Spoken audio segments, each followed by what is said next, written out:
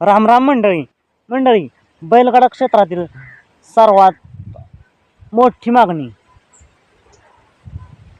आणि जर खरेदी झाली तर ती सुद्धा सर्वात मोठी खरेदी होईल. ती कोणती हेच आपण या व्हिडिओमध्ये पाहणार आहोत. तर मित्रांनो, बैलगाडा क्षेत्र हे आज सातारा समुद्र पार गेलेलं आहे. ते कशामुळं आणि कोणी नेलंय? तर महाराष्ट्राचा लाडका दशमेंध केसरी बकासूर, ज्याला देव म्हणून पाहिलं जातं, ज्याच्यामुळे आज खिल्लार गाई आणि खिल्लार गोवंश जतन केला जातोय, जपला जातोय. ते फक्त त्यांचा देव आणि संपूर्ण महाराष्ट्राचा देव म्हणजे बकासूर. बकासूरलाची मागणी केलेली आहे साता समुद्र पार होऊन, म्हणजेच इस्रायल या देशाने. ते कशासाठी? तर बकासूर हा आज आपण पाहिलं गेलं तर बकासूर रोज म्हणलं तरी पळतोय. पेडगावचं हिंद केसरी मैदान असेल, पहिल्या दिवशी लखनसोबत हिंद केसरी झाला. त्यानंतर सलग दुसऱ्या दिवशी आजच हिंद केसरी मैदान झालं. त्या मैदानात बकासूर एकासोबत हिंद केसरी झाला. बकासूर सर्वात प्रथम झाला पुसेगावला हिंद केसरी, आणि त्याच वर्षी सप्त हिंद केसरी सुद्धा झाला.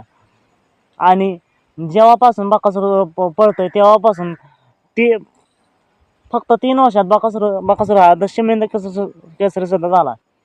काही नंदींना कितीतरी वर्ष जातात, कितीतरी दिवस जातात, मागून वर्ष जातात, तरी सुद्धा हिंद केसरी होता येत नाही. पण बकासूरने जेव्हा पुस्तकाला हिंद केसरी झाला त्याच वर्षी सप्त हिंद केसरी सुद्धा झाला. आणि जेव्हापासून बकासूर पळतोय तेव्हापासून फक्त 3च वर्षात दशमेंध केसरी सुद्धा झाला.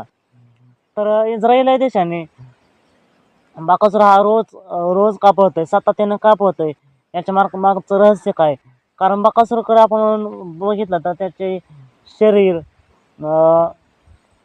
एकदम साधं सुद्धा, म्हणजेच मूर्ती लहान पण कीर्तिमान असं सुद्धा आपण म्हणू शकतो. कारण बैलगाडा क्षेत्रात असं सुद्धा सांगितलं जातं की, म्हणजेच पाळणार नंदीची उंची पाहिजे, तसेच लांब शरीर पाहिजे, असं म्हणजे खूप काही सांगितलं जातं की पाळणार नंदी असा असला पाहिजे, तसा असला पाहिजे. पण बकासूरकडे बघितलं आपण ते कोणतंच वैशिष्ट्य नाही.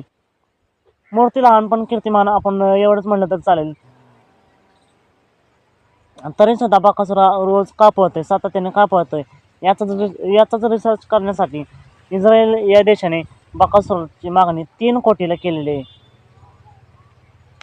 तर ही मित्रांनो बैलगाडा क्षेत्रातील सर्वात मोठी मागणी आहे. तर मला तरी वाटतंय की असा नंदी होणे नाही, याच्या आधी सुद्धा झाला नाही आणि यानंतर सुद्धा होणार नाही, असा हा एकमेव